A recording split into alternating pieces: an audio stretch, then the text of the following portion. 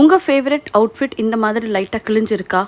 இதை தைக்காமல் இதை எப்படி வந்து சரி பண்ணுறது தான் இன்றைக்கி இந்த வீடியோ எண்டு வரைக்கும் பாருங்கள். பிடிச்சிருந்தாலும் இந்த மாதிரி வீடியோஸ் நிறைய வேணும்னு நினச்சிங்கன்னா மறக்காமல் சப்ஸ்கிரைப் பண்ணுங்கள், லைக் பண்ணுங்கள்.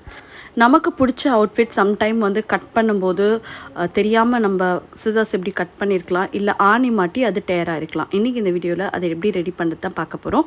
ஸோ இந்த டேப்புக்கு பேர் வந்து ரிவர்சிபிள் டேப், ஹெம்லைன் டேப்புன்னு சொல்லுவாங்க. டபுள் சைடு அயனிங் டேப் இதோட லிங்க் வந்து அமேசான் லிங்க் வந்து கீழே டிஸ்கிரிப்ஷன் பாக்ஸில் நான் ஷேர் பண்ணுறேன்.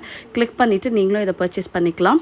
ஸோ இந்த டேப்பை வந்து எந்த இடத்துல கிழிஞ்சிருக்கோ, லைக் டேராக இருந்தாலும் சரி, எப்படி இருந்தாலும் சரி, எந்த இடத்துல நீங்கள் ஒட்டணும், அதை மறைக்கணும்னு நினைக்கிறீங்களோ அந்த இடத்துல இந்த டேப்பை நிறைய கட் பண்ணி இந்த மாதிரி நம்ம லே பண்ணிடலாம்.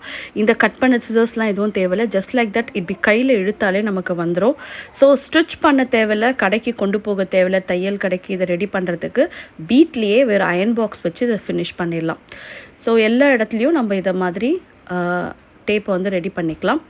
இப்போது இந்த சைஸ்க்கு நீ எந்த அளவுக்கு கட் ஆகிருக்கோ அந்த சைஸ்க்கு வந்து அதே சேம் கலர் துணி இருந்ததுன்னா இன்னும் பெட்டராக இருக்கும். இல்லை வேறு கலர் துணி இருந்தாலுமே பிரச்சனை கிடையாது, வெளியே தெரியாமல் இருக்கணும், அவ்வளோதான். ஓகே.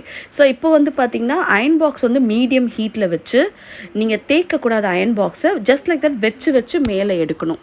ஸோ அப்படி வச்சு எடுக்கும்போது என்ன ஆகுன்னு பார்த்தீங்கன்னா இந்த க்ளூ வந்து கம்ப்ளீட்டாக மெல்ட் ஆகி ஃபேப்ரிக் கூட நல்லா வந்து ஒட்ட ஆரம்பிக்கும். ஸோ ஒரு 2 மினிட்ஸ் வந்து ராங் சைடில் அயன் பாக்ஸ் வைக்கிற மாதிரி நம்ம ஒரு 2 மினிட்ஸ் வந்து ப்ரிட்டி சைடில் ஜஸ்ட் லைக் தட் மேலே வச்சு எடுக்கணும். இப்படி பண்ணும்போது ஃபேப்ரிக் வந்து நல்லா அந்த துணியோடு ஒட்டிடும். ஸோ இப்போ நம்மளே வந்து பார்த்திங்கன்னா இது எடுக்க நினச்சாலும் வந்து ஃபேப்ரிக்லேருந்து வராத அளவுக்கு இது நல்லா ஸ்டிக் ஆகிடும். ஸோ கிட்டத்தட்ட அந்த 4 to 5 வாஷ் வந்து இது நல்லா தாங்கும். ஸோ இப்போ பார்த்திங்கன்னா க்ளோஸ்அப் லுக் பாருங்கள். நான் அந்த பெரிய எல் ஷேப்பில் கட் பண்ண அந்த இம்ப்ரெஷன் தெரியாத அளவுக்கு அது நல்லா க்ளூ ஆகிடுச்சு. இப்போ இதை கொஞ்சம் டெஸ்ட் பண்ணி பார்க்கலாம் ஃபேப்ரிக் வந்து அது பீல் ஆகி வருதான்னு. ஸோ சிசர்ஸை வச்சு நம்ம ஹார்டாக தேய்ச்சாலுமே இது வரல. மறக்காமல் இந்த வீடியோ சேவ் பண்ணிக்கிங்க, உங்களுக்கு தேவைப்படும் போது கண்டிப்பாக யூஸ்ஃபுல்லாக இருக்கும். ஸோ இந்த மாதிரி நிறைய வீடியோஸ் வேணும்னு நினச்சா மறக்காமல் சப்ஸ்கிரைப் பண்ணுங்கள், லைக் பண்ணுங்கள். See you next time. Take care. Bye bye.